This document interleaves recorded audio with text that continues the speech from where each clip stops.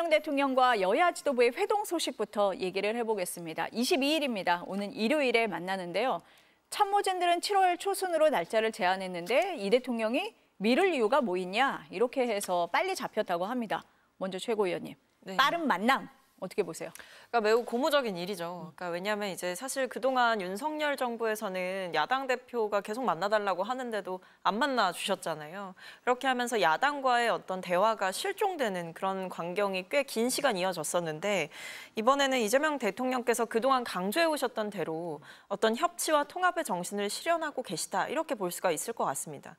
그리고 지금 이 여야 지도부의 회동 소식은 사실 결정된 건 이번이지만 그 전에 이미 제안이 있었어요. 그러니까 신임 원내대표를 예방하는 과정에서 국민의힘 측에 또 제안이 있었고 거기에 대해서 그럼 대통령께서 돌아오시면 날짜를 맞춰보자 이렇게 하면서 합의가 되는 과정이 있었던 것 같습니다. 그래서 대통령께서 굉장히 어떤 민생 회복과 경제를 성장시키기 위해서 여야의 협치가 절실하다 이렇게 보고 계신 것 같고 적극적으로 손을 내밀면서 어떤 경직된 이 여야의 관계를 좀 풀어보려는 의지도 대통령께서 갖고 계신 것 같다 이렇게 생각이 듭니다. 사실 취임식 날도 국회에서 여야 대표들하고 식사를 하기는 했잖아요. 그 자리에서 뭐 자주 만나자 이런 얘기를 하기는 했습니다. 네. 어떻게 보세요, 대변인? 네. 일단 이제 이재명 대통령께서 이제 소통과 협치를 강조를 하셨지 않습니까? 그래서 그 첫 행보를 보여주는 그런 시그널로는 좋은 의미가 있겠다. 그리고 국민들의 보기에는 아 정말로 이재명 대통령은 소통을 하려고 하는구나라는 그런 신호를 줄 수 있을 것 같아요. 근데 다만 이재명 대통령이 취임하자마자 바로 그 다음 날 3특검법을 지금 민주당이 추진했지 않습니까? 3특검법 추진을 했고 또 얼마 전에 또 특검을 임명했습니다. 이렇게 정치 보복으로 보일 수 있는 3특검이라든가 특검 임명에 대해서는 굉장히 신속하게 진행하는 모습을 보여주고 있는데 아마도 제 생각에는 이렇게 정치 보복으로 보일 수 있는 것만 하게 되면은 국민들에게 오해를 살 수 있다. 그렇기 때문에 적어도 소통하는 모습, 야당 대표도 만나는 모습을 좀 보여줘가지고 이거를 좀 상쇄시켜서 좀 중화시키는 그런 정치적 의도가 있는 거 아니겠는가라고 좀 생각을 조금 안 할 수가 없습니다. 안 할 수가 없는 거고 또 더군다나 이 특검을 하게 되면 상당한 부분이 지금 국민의힘 의원들을 지금 겨냥하고 있다라고 이제 국민 입장에서는 많이 우려를 하고 있거든요. 그러다 보니까 이제 정치 보복이라는 그런 얘기가 자연스럽게 나올 수밖에 없고 그것을 좀 중화시키기 위해서는 야당 대표와 소통하는 모습을 보여줄 필요가 정치적으로 있었다. 저는 그렇게 보입니다.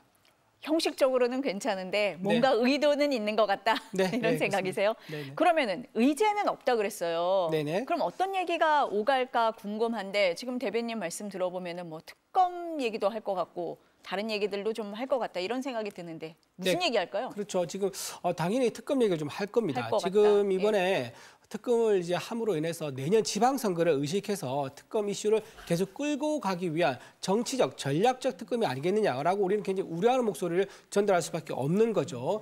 그리고 또 하나 지금 이제 이번에 G7 정상회의를 다녀오셨지 않습니까? 근데 사실 민주당과 대통령실에서는 이걸 위해서 굉장히 호평하는 이제 그런 내용을 많이 내고 있지만 또 국민의힘 입장에서 보면 냉정하게 또 봐야 될 의무가 있는 거거든요. 그러다 보면 트럼프 대통령 만나지 못했다. 애당초 거기 가는 목적이 트럼프 대통령과 만나서 7월 8일에 있는 상호 관세 유예 만기 그거를 해결하기 위해서 만료를 앞두고 있고 그거를 앞두고 첫 열쇠를 좀 풀기 위해서 간 건데 트럼프 대통령과 만나지 못하고 패시한 거. 또 이시바 시게루 총리 만났는데 거기서 사실 의미 있는 얘기는 없었어요. 셔틀 외국을 하자는 형식적인 얘기만 있었는데 사실 이런 얘기 할 것 같으면 영상통화를 한다든가 전화통화를 해가지고 충분히 나눌 수 있는 얘기인데 굳이 1박 3일 동안 그렇게 15억에서 25억이나 드는 비용을 들여서 해외에 나가서 만나는 게 과연 의미가 있었겠느냐 조금 그런 부분을 지적을 좀 하지 않을 수 없고 마지막으로는 김민석 국무총리 후보자에 대한 지적을 안 할 수가 없습니다.